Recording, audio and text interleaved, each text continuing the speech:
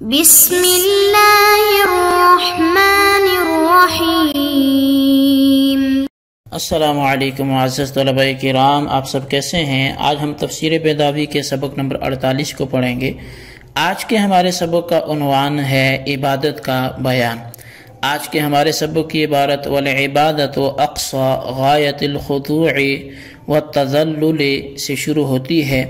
آئیے سب سے پہلے عبارت پڑھ کے اس کا ترجمہ کرتے ہیں، اس کے بعد اس کی وضاحت کی طرف بڑھتے ہیں۔ مصنف علیہ رحمہ لکھتے ہیں اور عبادت والعبادت اقصى غایت الخضوع والتذلل، اور عبادت انتہائی درجے کا خضوع اور تذلل ہے۔ ومنہ طریق معبد ای مذلل، اور اسی سے طریق معبد ماخوذ ہے، یعنی مستعمل و ذلیل کردہ راستہ۔ وصوب ذو عبادت، اور اسی سے صوب ذو عبادت ہے اذا کان فی غایت الصفاقت، جبکہ وہ کپڑا سخت بناوٹ والا ہو۔ ولذلک لا تستعمل الا فی الخضوع للہ تعالی، اور اسی لیے لفظ عبادت اس خشوع و خضوع کے لیے استعمال ہوتا ہے جو صرف اللہ تبارک و تعالی کے لیے ہے۔ والاستعانۃ طلب المعونۃ، اور استعانت نام ہے طلب مدد کا، یعنی مدد طلب کرنے کا۔ وہی اما ضروریۃ او غیر ضروریۃ، اور معونت جو ہوتی ہے یا تو ضروری ہوتی ہے یا غیر ضروری ہوتی ہے۔ والضروریۃ ما لا يتأتى الفعل دونه كاقتدار الفاعل وتصوره وحصول آلة ومادة يفعل بها فيها، اور کہتے ہیں کہ ضروری وہ ہے کہ جس کے بغیر فعل حاصل نہ ہو، جیسے فاعل کا قادر ہونا، فاعل کو اس فعل کا علم ہونا، اور آلہ اور مادے کا حاصل ہونا کہ جس آلے کے ذریعے اس مادے میں فعل انجام پائے گا۔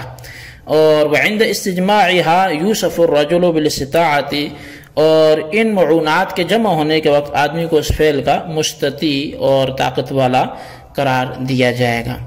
وَيَصِحُّ أَن يُكَلَّفَ بِالْفِعْلِ وَغَيْرُ الضُّرُورِيَّةِ تَحْصِيلُ مَا يَتَيَسَّرَ بِهِ الْفِعْلُ وَيَسْهَلُ كَالرَّاحِلَةِ فِي السَّفَرِ لِلْقَادِرِ عَلَى الْمَشْيِ، اور اس کو فعل کا مکلف بنانا صحیح ہوگا۔ یہ بات پچھلی ختم ہوئی۔ اور غیر ضروریہ ان چیزوں کو حاصل کرنا کہ جن کے ذریعے فعل آسان اور سہل ہو جائے، جیسے پیدل چلنے پر قادر شخص کے لیے سواری کا انتظام ہو جانا، اور یہ او یقرب الفاعل الى الفعل ويحثه علیہ، یا پھر معونت غیر ضروریہ ان چیزوں کے فراہم کرنے کا نام ہے جو فاعل کو فعل کے قریب کر دیں اور اس فعل پر ابھاریں۔ وهذا القسم لا يتوقف عليه صحة التکلیف، اور اس قسم پر صحت تکلیف موقوف نہیں ہے۔ جی طلبہ کرام، یہ تھی ہمارے آج کے سبق کی عبارت اور اس کا ترجمہ۔ آئیے اب اس کی وضاحت کی طرف بڑھتے ہیں۔ تو عبادت کا بیان شروع ہونے لگا ہے، اور عبادت اقصى غایت الخضوع سے تیسری بحث یعنی عبادت استعانت کی تحقیق کو بیان کرتے ہیں۔ عبادت کے معنی لغت میں آتے ہیں انتہائی درجہ کا خشوع اور خضوع اور انتہائی ذلت کو ظاہر کرنا، اور مناسبت سے اس راستہ کو جو بہت ہی چالو ہو طریق معبد کہا جاتا ہے، کیونکہ معبد کے معنی مذلل کے ہیں، تو معنی یہ ہوں گے کہ پیروں سے روندہ ہوا، ذلیل کیا ہوا راستہ۔ اسی مناسبت سے ثواب ذو عبادت اس کپڑے کو کہا جاتا ہے جو سخت قسم کی بناوٹ والا ہو، کیونکہ وہ بھی زیادہ ضروریات کے پورا کرنے کی صلاحیت رکھتا ہے، گویا اس کو تمام ضروریات کے واسطے استعمال کر کے ذلیل کیا جائے گا۔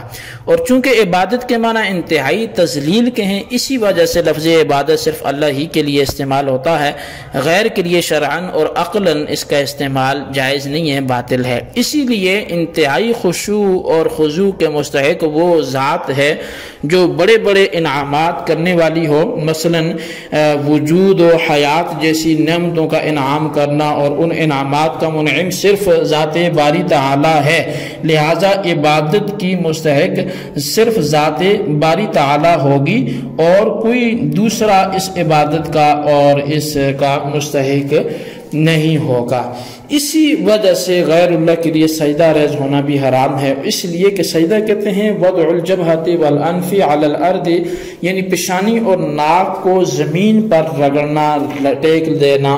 تو گویا سجدہ کے اندر جو اہم ترین اعضاء ہیں جسم کے، ان کو زمین پر رکھا جاتا ہے، تو بس اگر غیر اللہ کے سامنے سجدہ رز ہو تو پھر اشرف الاعضاء کو گھٹیا اشیاء کے سامنے جھکانا لازم آئے گا، یعنی جو اشرف نہیں ہے، تو جو عقلاً نازیبا ہے۔ یہ تو تھی عبادت کی لغوی تحقیق۔ عبادت کی اصطلاحی دو تعریفیں کی گئی ہیں۔ بعض لوگوں نے کہا کہ عبادت اس فعل کو کہتے ہیں جس کو اللہ تعالیٰ نے بندے کی اظہار عبودیت کے واسطے علامت بنایا ہو۔ اب اس کا تعلق یا تو ظاہر کے ساتھ ہوگا جیسے ارکان خمسہ، یا تعلق باطن کے ساتھ ہوگا جیسے اعتقادیات۔ اور بعض لوگوں نے عبادت کی تعریف بہین طور پر کی کہ ہوا فعل اختیاری یکون النفس کارہۃ لہ لتحصیل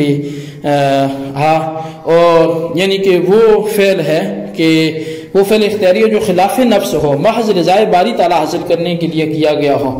اور استعانت جو ہے یہ طلب معونت کو کہتے ہیں، یعنی مدد طلب کرنا۔ پھر معونت کی بھی دو قسمیں ہیں، ایک معونت ضروریہ ہے، دوسری معونت غیر ضروریہ ہے۔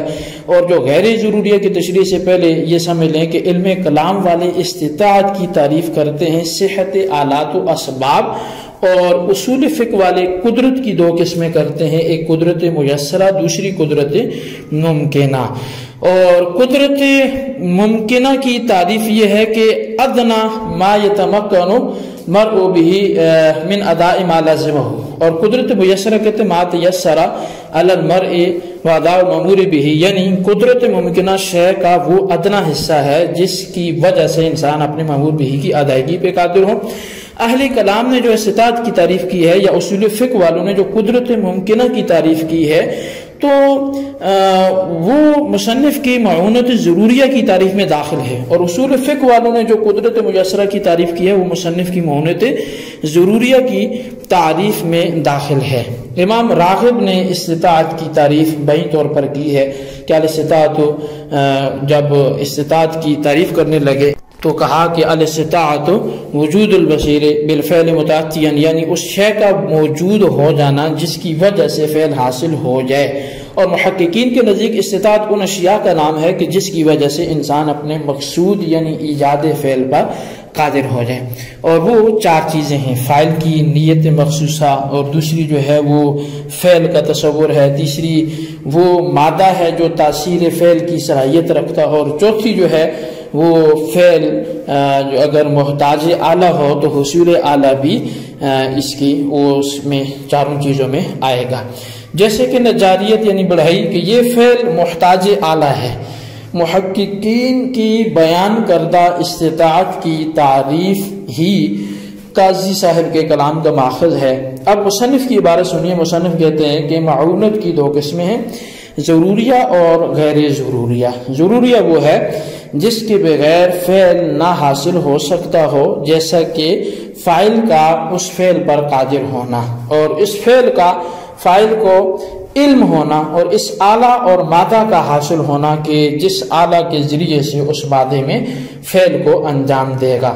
ان تمام چیزوں کے حاصل ہونے کے وقت یہ کہہ دیا جاتا ہے کہ انسان اس فعل کا مستطیع ہے، اور ان چاروں کے اکٹھے ہونے کے وقت انسان کو مکلف بنانا صحیح ہو جائے گا۔ اور غیر ضروری ان چیزوں کو حاصل کرا دینا کہ جن کے ذریعے فعل آسان اور سہل ہو جائے، یا وہ فاعل کو فعل کے قریب کر دیں اور فعل پر اس کو ابھاریں۔ اور اس کی مثال جو ہے وہ مسہل کی مثال، وہ راحلہ یعنی سواری کا ہونا پیدل چلنے پر قادر شخص کے لیے، اور مقرب اور باعث کی مثال جو ہے وہ ترغیبات و تبشیرات ہیں۔ اس قسم کے بارے میں قاضی صاحب کہتے ہیں کہ معونت غیر ضروریہ پر صحت تکلیف جو ہے وہ موقوف نہیں ہے۔ ایاک نعبد و ایاک نستعین کے اندر فرقہ قدریہ پر بھی رد ہو گیا بہین طور پر کہ معونت اللہ کی طرف سے ہے۔ ایاک نعبد و ایاک نستعین کا صوفیاء نے ترجمہ اس طور پہ کیا ہے کہ استعانت سے مراد معونت نہیں بلکہ طلب معاینت اور مشاہدہ ہے۔ تو اب معنی یہ ہوں گے کہ عبادت بندے کی جانب سے ہے، اور معائنہ اور عین الیقین تک پہنچانا یہ اللہ کی جانب سے ہے۔ جی طلبہ کرام، یہ تھی ہمارے آج کے سبق کی عبارت، اس کا ترجمہ، اس کی وضاحت جو آپ نے سماعت کی، اس کو اچھے انداز سے سمجھیں، اس کے خلاصے کو اپنے رجسٹر پر ضرور لکھیں، اور بالخصوص ان سوالات کے جوابات بھی دیں۔ سوال نمبر 1 یہ ہے کہ معونت ضروریہ اور غیر ضروریہ میں فرق بیان کریں، اور سوال نمبر 2 یہ ہے کہ طریق معبد کی مثال مصنف نے کس لیے دی، کیا ثابت کرنا چاہتے ہیں، وضاحت کریں۔ اللہ تبارک و تعالیٰ سے دعا ہے جو کچھ ہم نے پڑھا سنا اسے یاد رکھنے کی توفیق نصیب فرمائے، آمین بجاہ النبی الامین صلی اللہ علیہ وسلم۔